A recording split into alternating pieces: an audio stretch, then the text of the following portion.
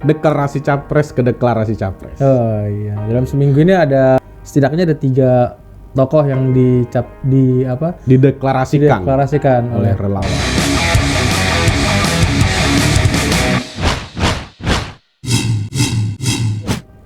Selamat datang kembali di channel Satrio Bushido Library. Hari ini kita di hari terakhir minggu ini. Ya.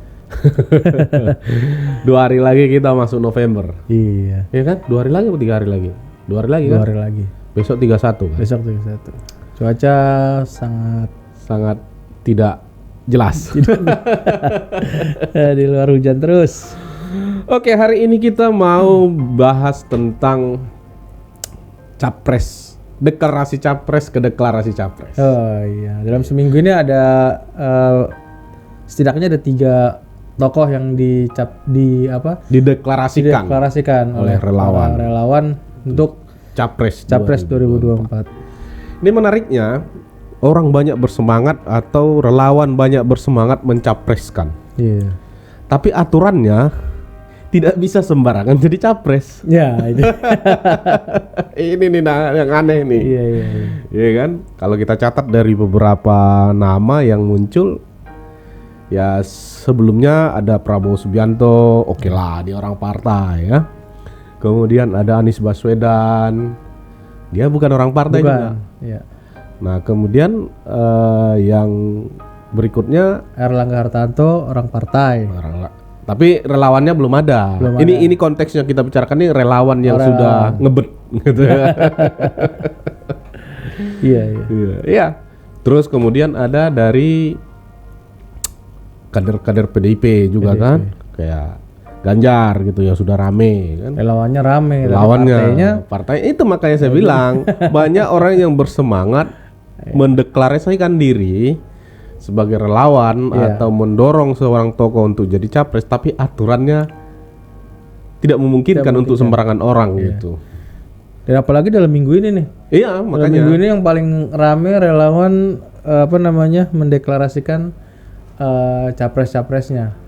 Jagoan-jagoannya lah. Jagoan. Ada Luhut Binsar Panjaitan. Luhut Binsar Panjaitan, coy. Budiman Sujatmiko. Terakhir Ridwan Kamil. Dan 2 hari kemarin kayaknya itu atau hari ini dinaikkan juga sebagai capres dan belum ada partainya. Iya. Kurang lebih sama seperti Anies lah posisinya. Banyak ya relawan-relawan yang ngebet untuk. Abang melihatnya ini sebagai fenomena apa ini sebenarnya? Apakah ini memang murni ada semacam harapan untuk kontestasi ini lebih terbuka luas, atau memang ini hanya sebatas genit-genitan aja gitu? Ya, genit-genitannya sih pasti ada lah ya gitu, karena mungkin mau mencari panggung di 2024. Tapi satu sisi saya ngelihat mungkin kita sedang berusaha keluar dari jurang pemecahan dua kubu besar ini kan. 2019 kan ada 2 kubu besar nih, kubu Jokowi, kubu Prabowo gitu kan, bahkan sampai ke bawah ke masyarakat ini itu luar biasa lah gitu kan, perpecahan 2 kubu besar ini. Dan di 2024 ya mungkin dengan hal seperti ini mau keluar kita dari pengkubuan yang 2 kubu besar ini gitu kan. Jadi ya ada beberapa calon yang dinaikkan, dan yang kedua memang dalam rangka mencari alternatif gitu kan. Sebesar-besarnya, sebanyak-banyaknya itu diangkat tokoh-tokoh yang memang punya kapasitas sebagai capres gitu kan. Ya kita lihat kan Luhut Binsar Panjaitan dia punya kapasitas gitu kan. Di kementerian aja beberapa kali dipercaya untuk ad hoc, pekerjaan-pekerjaan strategis diserahkan Jokowi kepada beliau gitu kan. Kemudian ada tokoh Budiman Sujatmiko, itu nggak bisa kita pungkiri gitu kan, beliau punya sejarah panjang dalam pergerakan, terutama gerakan kiri ya di Indonesia. Dan juga beliau adalah salah satu aktivis, salah satu pemikir gitu kan, yang punya mungkin di PDI saat ini dia juga punya peran penting dalam hal strategi pemenangan kampanye di masa lalu gitu kan. Dan kalau dilihat oleh pihak relawan mungkin ini Budiman Sujatmiko juga potensial gitu kan, kenapa posisinya di partai, bahkan saat ini nggak ada legislatif pun enggak ya? Enggak. Ya Dia makanya. komisaris. remah kekuasaan. Tapi setidaknya mungkin kalau pandangan saya sih dua itu ya, Bung ya. Ya. Kenapa saat ini banyak ya genit-genitan tadi orang-orang mencapreskan siapa saja tokoh nasional. Mungkin nanti dalam beberapa waktu ke depan ada lagi yang akan Pasti ada. dicalonkan, dideklarasikan gitu. Ya memang ke depan akan makin banyak pasti. Cuman ya kan yang jadi persoalannya itu di tengah tidak ada peluang Iya. untuk mendapatkan tiket lah ya, karena memang ya presiden threshold itu memang masih patokan sekarang kan. Betul. Artinya partai lah yang paling menentukan. Jadi bisa dibilang nih antara capres partai versus capres relawan. Nah, ini kan ini yang terjadi. Nah, cuman saya yang nggak menarik itu, yang saya lihat itu kalau misalkan seperti Anies Baswedan, Ridwan Kamil, Ganjar Pranowo, mungkin lebih kepada jabatan mereka saat ini ya sebagai gubernur gitu kan. Yang saya heran itu misalkan dia kayak orang-orang partai, misalkan kayak Budiman kan orang PDIP, ya kan. Nah kemudian ada siapa namanya, Luhut juga orang Golkar gitu ya. Nah apakah memang motivasi ini lahir dari teman-teman itu hanya merespon seperti abang bilang tadi itu untuk membuat semacam mencari alternatif, atau nih hanya kemunculan yang sebenarnya ini bermuaranya ini toh juga nanti hanya untuk menjadi sekelompok-kelompok kecil yang pengen jadi relawan terhadap siapa yang ditentukan oleh partai politik. Jadi bukan pada harapan atau perjuangan untuk mendorong agar si figur yang mereka deklarasikan. Jadi nanti ada koalisi relawan juga dong. Jadi maksud saya itu nggak mungkin kan mereka nggak berhitung kan. Artinya presiden threshold itu masih itu acuannya betul. Artinya kalaupun muncul sebanyak-banyaknya tetap aja itu ya hanya riak-riak aja. Pasti ya Ibu Mega yang menentukan kalau soal PDIP atau ketua-ketua umum yang lain dengan partai yang lain gitu. Nah maksud saya itu kan seperti ini harusnya menjadi apa gitu tuntutannya. Kalau hanya sebatas mendeklarasi, Budiman sangat layak, Budiman Sujatmiko sama layak untuk menjadi capres 2024 gitu. Dia ngomong ke siapa? So di media aja, Bu. Nah itu makanya Luhut Binsar Panjaitan sangat layak capres 2024 itu ngomong ke siapa? Artinya kan sasarannya ini kan ke partai, omongan ini kan. Sasarannya ngomong ke partai kalau kita lihat syarat. Tapi kalau misalkan kita lihat tidak ada syarat-syarat 20% itu atau presiden threshold itu nggak ada, ya mungkin ya sah-sah aja ngomong ke rakyat. Kayak cara mengajak orang, ayo kita deklarasikan nih, ayo ini calon yang bener nih gitu. Jadi makanya nih sasarannya deklarasi ini sebenarnya kemana tujuannya? Ya makanya juga di berita online kemarin kalau nggak salah sampai Ibu Megawati gerah gitu kan, gerah dalam tanda kutip nih. Aduh banyak banget yang nyapresin kader-kader PDIP, sebenarnya PDIP sendiri belum punya keputusan apa-apa terhadap siapa capresnya kan, sampai dibilang dia ya udah kalau memang udah nggak sejalan lagi dengan garis partai segera mengundurkan diri gitu kan, atau dipecat-pecatin aja. Tapi sebenarnya saya tertarik loh kalau misalkan kayak seperti Budiman itu ya, sayangnya dia PDIP.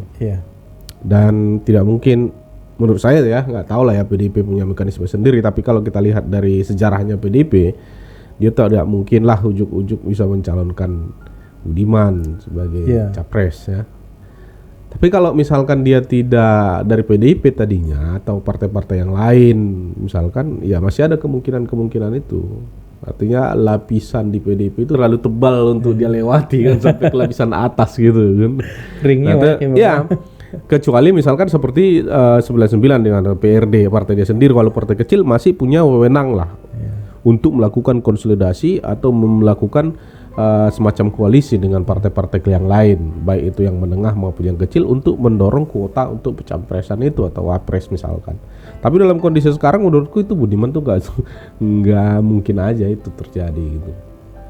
Kalau konteksnya dia orang PDIP ya, Iya. kecuali dia tiba-tiba misalkan dia keluar masuk ke Demokrat misalkan ya kan, terus kemudian ada negosiasi yang jelas di sana karena dia dianggap bisa menjadi pembawa angin segar bagi partai, ya mungkin aja. Tapi kalau di PDIP saya rasa itu sesuatu yang mustahil itu. Ya mungkin nanti lihat dari bagaimana pekerjaan dari relawannya gitu kan. Kalau memang pengorganisirannya masif gitu kan, banyak dari daerah-daerah memang tertarik melihat sosok Budiman, ini bisa jadi bagian politik dia untuk pencapresan ini. Karena kan tadi juga statement Bu Mega jelas gitu kan, mundur aja kalau memang udah sejalan lagi dengan garis partai. Apalagi Budiman sendiri kan tadi belum dapat apa. Posisinya masih ya menteri juga nggak dapat. Kemudian juga untuk DPR RI juga saat ini juga nggak menjabat juga begitu kan. DPR RI juga enggak. Ya mungkin karena memang karir politiknya sampai situ saja mungkin ya kalau untuk kepartaian gitu kan. Jadi bisa aja gitu kan mencari angin segar gitu kan, ketika relawan yang bekerja masif ya pindah partai, itu di ujung-ujung bisa terjadi sih menurut saya. Iya, saya juga sepakat itu, Bang. Kalau misalkan dia bikin partai atau pindah partai, misalkan dia kembali ke roh gerakannya gitu. Iya. Bagaimana dulu PRD ada dan ikut pemilu kan. Nah, saya juga sepakat itu. Artinya, kalau misalkan gagasan-gagasannya itu mau dia jalankan, mau terapkan, gagasan-gagasan tentang perbaikan, perubahan, apalah gitu yang diterapkan tuh, dia memang harus memiliki kekuasaan penuh.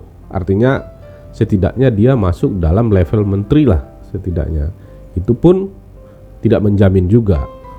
Nah, artinya kalau dalam kondisi sekarang, sebesar apapun gagasan yang dia bangun, sehebat apapun cita-cita bangsa ini yang mau akan dia perjuangkan atau desain misalkan tuh, ya kalau dia nggak punya jabatan apa-apa atau hanya sebatas anggota partai, bisa ngambil kebijakan, nggak bisa ngambil kebijakan apapun, ya kan? Maka dia harusnya ya sudah, dengan situasi seperti sekarang, partai dikuasai oleh ya kelompok-kelompok terah politik, ya udah bangun aja partainya gitu loh. Bangun partainya, perkuat basisnya. Kalau kita bicara tadi relawannya kuat, jadi ngapain cuma jadi relawan, langsung aja menjadi partai politik kan begitu. Iya. Mumpung masih bisa ya. Iya, mumpung masih bisa gitu.